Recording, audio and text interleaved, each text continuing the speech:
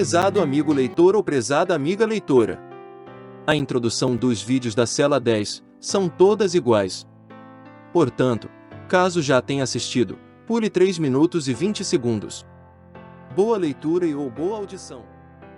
Você já se imaginou preso inocentemente? Você imagina que prisões injustas só ocorrem em favelas? Não. Em setembro de 2019, o narrador dessa série de vídeos foi vítima do poder político e econômico do estado de Goiás e enviado para um presídio onde ficou por 59 dias. Sem analisar a competência constitucional e as normas relativas ao imposto territorial rural e muito menos atentar sobre a inviolabilidade do sistema tributário federal, o Ministério Público e o Judiciário acataram a tese absurda de prisão preventiva, por tempo indeterminado, para salvaguardar os milionários fazendeiros contra supostos bandidos perigosos. A celeridade das decisões foi impressionante. O relatório policial foi assinado pelo delegado em 29 de agosto. No mesmo dia 29, o promotor ofereceu denúncia, e 2 dias úteis depois, o juiz determinou a prisão.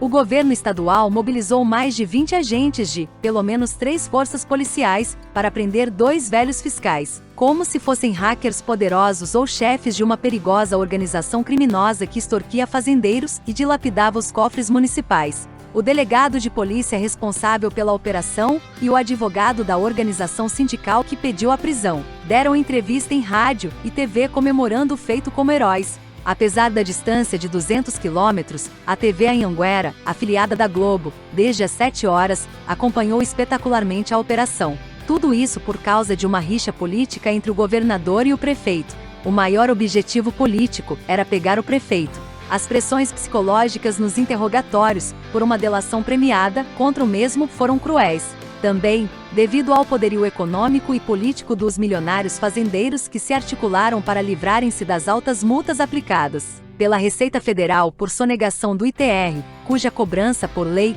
é de responsabilidade do município, e principalmente porque o acusado descobriu uma indústria de laudos técnicos vendidos aos fazendeiros desnecessariamente, e pior, muitos, falsificados. Ou seja, quem extorquia fazendeiros, com laudos falsos e desnecessários, e dilapidava o tesouro municipal sonegando imposto, conseguiu se safar, acusando, criminalmente na maior covardia, 2 inocentes pais de família. Mesmo com seus sigilos quebrados, a Polícia Civil e o Ministério Público não encontraram nenhuma prova que incriminasse os fiscais, e o inquérito foi encerrado sem processo. Os laudos falsos e desnecessários que estavam em poder dos fiscais presos foram recolhidos pela polícia. Com a prisão dos 2 fiscais, a operação fiscal foi interrompida e o pequeno município de Nova Crixás de Goiás deixou de arrecadar mais de 7 milhões de reais que constituía na parte destinada ao município. Neste vídeo, e nos próximos, o narrador vai contar como foram seus dias na cadeia. 14 presos em uma cela construída para comportar 9. Onde cada dia que nascia iniciava-se uma nova vida, como vivem os animais pedrados da savana africana. 2 horas após a saída dos 3 indivíduos, por volta das 9 horas, 2 agentes vieram me buscar. Quando os vi, 1 litro de água desceu imediatamente para meu intestino, comunicando-me que a situação era grave. Não sei de onde vem tanta água tão rapidamente, mas me acontece sempre. Pintou vontade de ir ao banheiro, mas desisti. A ansiosidade para descobrir meu castigo era tamanha que resolvi acompanhar os agentes contraindo a região retal. Algemaram-me, revistaram e levaram-me até a sala do diretor. Entretanto, quem estava na sala era o supervisor, seu braço direito e muito mais rigoroso. Os presos tinham mais medo dele do que do diretor. O agente, que me conduzia pelo braço, arrastou uma cadeira e determinou que sentasse. Posicionou-me bem em frente a seu chefe, o qual começou a me dirigir perguntas. É verdade que você foi ao banheiro, não lavou as mãos e pegou nas coisas de café? Me perguntou. Embora a última parte da pergunta não fosse verdadeira, respondi que sim e emendei a resposta prometendo humildemente que nunca mais repetiria tal procedimento. É verdade que você gritou com o grupo? Sim, senhor diretor. Mas foi um erro meu. Estava tentando me justificar e me exasperei. Mas prometo que não farei mais isso, Acrescentei rogando, demonstrando muito sofrimento na voz. É verdade que você foi flagrado pegando nos órgãos genitais? Sim, senhor. Mas estou me policiando. Trata-se de um movimento compulsivo. Um toque. Mas não fiz mais depois do flagrante. Prometo que o senhor nunca mais vai receber outra reclamação ao meu respeito, confirmei, reiterando minha promessa com ternura e humildade. Você quer mudar de cela? Não, senhor, respondi segurando a aflição. Entretanto, minha aparência martirizada e voz misericordiosa não o sensibilizou. Pelas suas feições, a punição seria certa e iminente. Só não sabia a gravidade da mesma e, consequentemente, meu intestino deu uma pontada ameaçadora. Silenciosamente roguei forças àquela região do meu corpo. Meu entrevistador levantou, chamou um dos agentes até outra sala, certamente para graduar minha pena e buscar algum objeto para meu castigo, tipo, saco plástico para me sufocar ou aparelho de choque. Fiquei sem coragem de olhar para o rosto do agente que permaneceu me escoltando. Pensei assim, se eles me baterem vou fazer igual ao gambá. Vou soltar as fezes fedidas que estou segurando. É melhor ficar cagado do que machucado. Entretanto, quando voltou, o semblante do meu inquiridor tinha mudado completamente. Sentou sorrindo e muito simpático ou comiserado. Senti-me um pouco mais aliviado. Indiferente à minha dor abdominal, iniciou conversas banais com seus colegas. Falavam coisas que não me diziam respeito. Depois de uns 5 minutos, demonstrando uma tonalidade de voz bem agradável, dirigiu-me a palavra para perguntar sobre minha cidade e se tinha notícias sobre meu processo. Respondi-lhe pausadamente, pelejando para não fazer careta pela dor de barriga. Então me explicou, sem pressa alguma, sobre as normas disciplinares da cadeia. Sinomar. Enquanto preso, você tem que observar 4 esferas disciplinares. O primeiro nível refere-se às normas estaduais e federais, inclusive à Constituição Federal. Em nível inferior, terá que obedecer aos nossos princípios e determinações, enquanto dirigentes. Em terceiro, não menos importante, existem os princípios vigentes na comunidade carcerária nacional e até internacional e, por último, da própria cela. Você está inserido nesse contexto, e, por conseguinte, terá que respeitar a todas. Discorreu, de forma genérica, sobre a psicologia do preso em qualquer cadeia, baixa autoestima, fraqueza de caráter, sofrimento, mágoas, desejo de vingança, remorsos, arrependimentos, fanatismo religioso e facções. Não raro as relações são resolvidas na força e na ignorância. Depois, passou a analisar as personalidades dos meus colegas de cela, dando ênfase aos delatores. Já haviam identificado, inclusive, que o gritador almejava a liderança da cela, mas, falando em tom de confidência, ressaltou que logo ele teria uma surpresa desagradável. Já em pé, de costas para mim, preparando para voltar à sua mesa, virou e se reaproximou de mim, comentando: Acreditamos em você. Acreditamos na sua promessa de mudança. Mas recomendo diminuir a altura da sua voz com seus colegas e reduzir a gesticulação. Tem momentos que, até os agentes, acham que está brigando. Devolveram-me à cela. Quando alguém retornava de uma saída até a recepção ou ao fórum, era imediatamente rodeado pelos colegas. Todos queriam se inteirarem da motivação e do resultado da ausência e logo se transformava em discussão geral. No meu caso, quando voltei, impressionantemente, ninguém me abordou. O afastamento do grupo me deixou preocupado, pois ainda estava sujeito aos castigos da cela. Com o livro em mãos, me sentei em um canto do solário onde já formava a sombra. Somente após 1 hora, aproximadamente, foi que o belo, meu chegado, me questionou sobre o teor da conversa. Respondi curtamente que havia confirmado tudo que delataram a meu respeito e que o diretor me deu conselhos. À noite, o hiperativo, um dos que saíram para trabalhar e que, possivelmente, participara da denúncia, fez um comentário a respeito do assunto. E aí? Vamos ou não vamos mudar o tiozinho de cela? A abordagem não progrediu e, também, me deixaram em paz por algum tempo. Parece que ficaram com medo de punições vindas da direção. Os gestores gostavam das informações passadas pelos caguetes, mas abominava a personalidade de quem o fazia.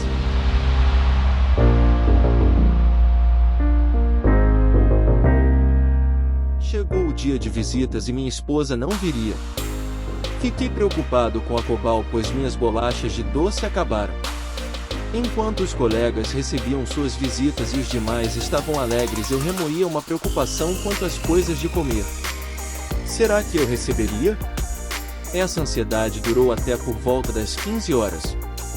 Conforme combinado, minha esposa deixara acertado com o supermercado para me entregar uma lista de produtos. Enquanto ainda conferia e organizava os comestíveis recebidos, me chamaram na grade.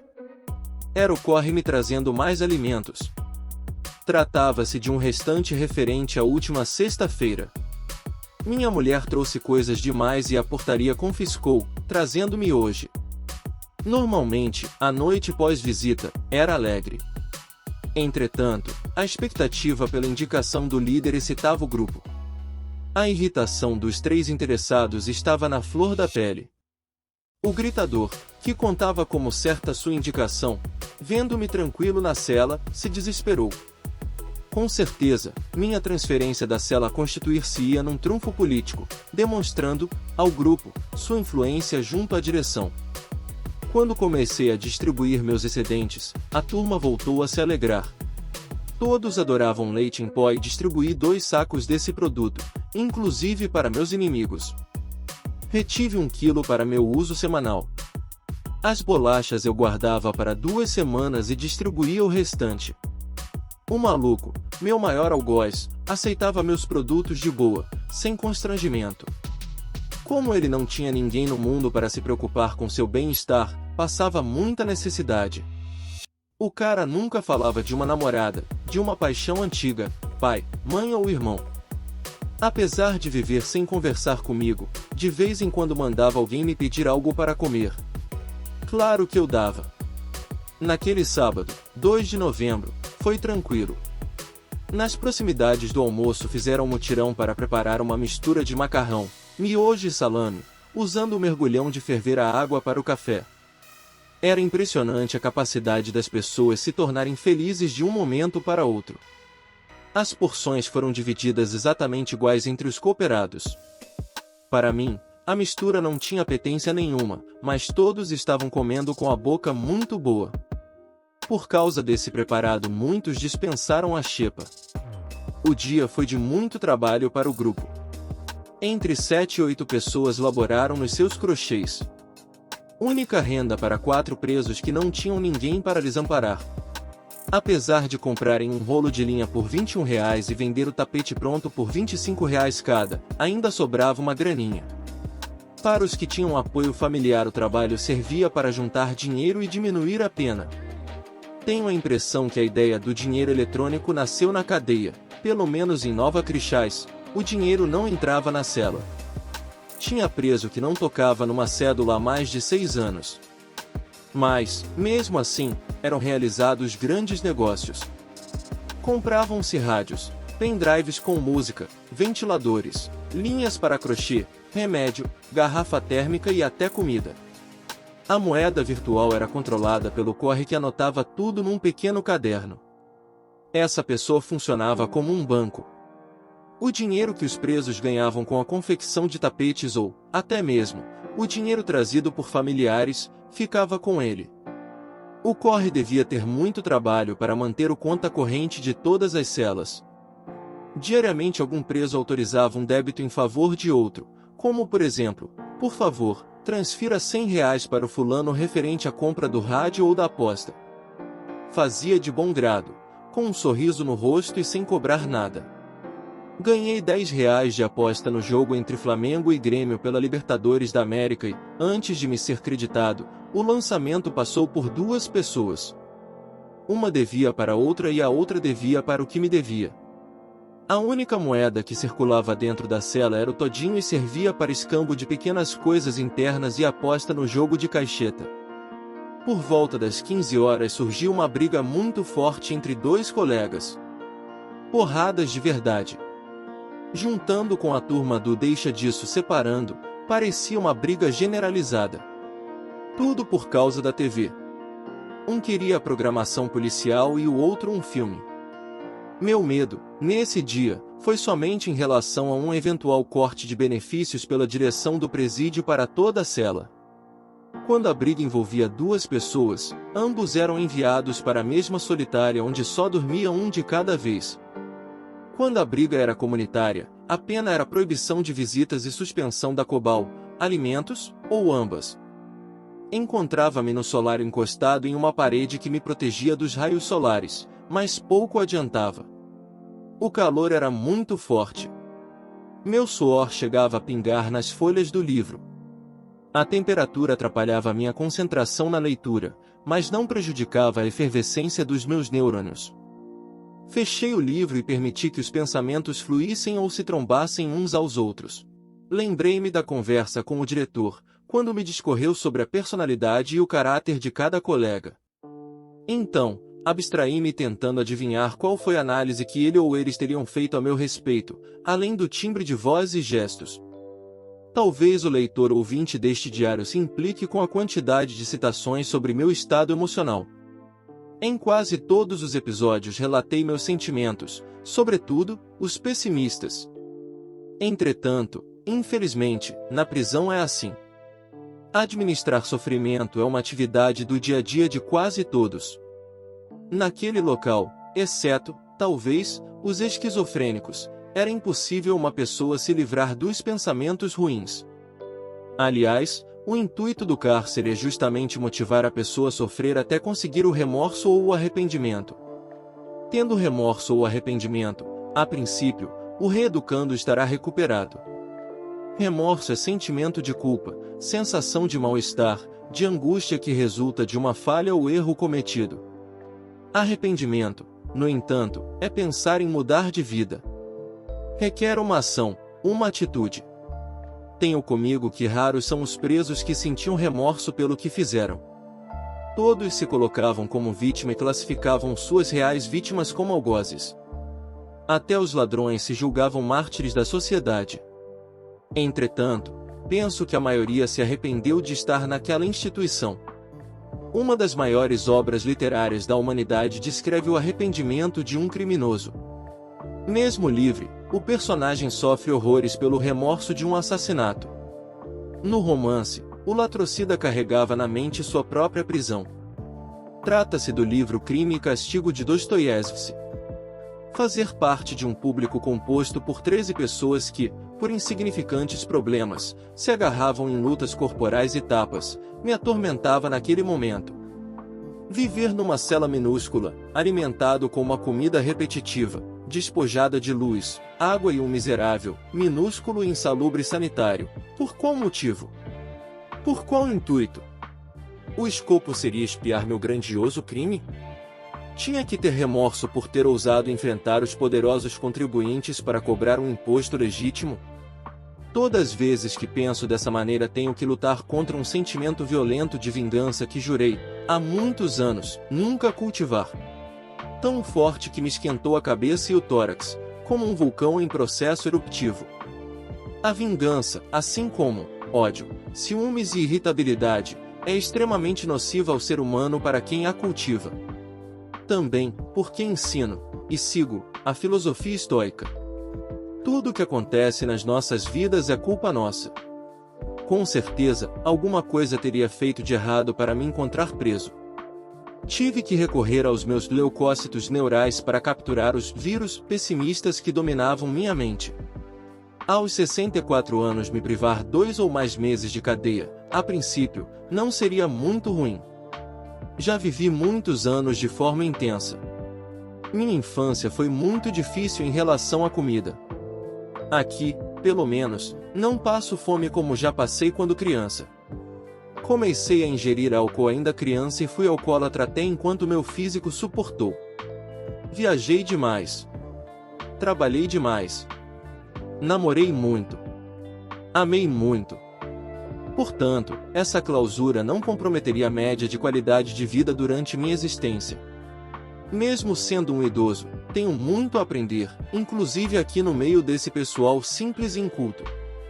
Considero-me num treinamento imersivo em relações humanas. Se eu fosse mais novo, com certeza, minha angústia e inquietação seria muito maior e o aprendizado menor. Uma das poucas crenças religiosas que cultivo é a teoria espírita de que nascemos para evoluir e, depois da morte, voltarmos para o reino espiritual com a alma mais desenvolvida. Mesmo se a teoria for falsa, não perderei nada me evoluindo e sendo caridoso. Contudo, dois prejuízos são irrecuperáveis: minha empregabilidade e meu desempenho sexual. Quanto à empregabilidade, darei um jeito de sobreviver com minha pequena aposentadoria. Entretanto, com relação ao sexo, penso ser irreversível. Tenho comigo que a libido e a potência sexual são diretamente proporcionais aos seus exercícios.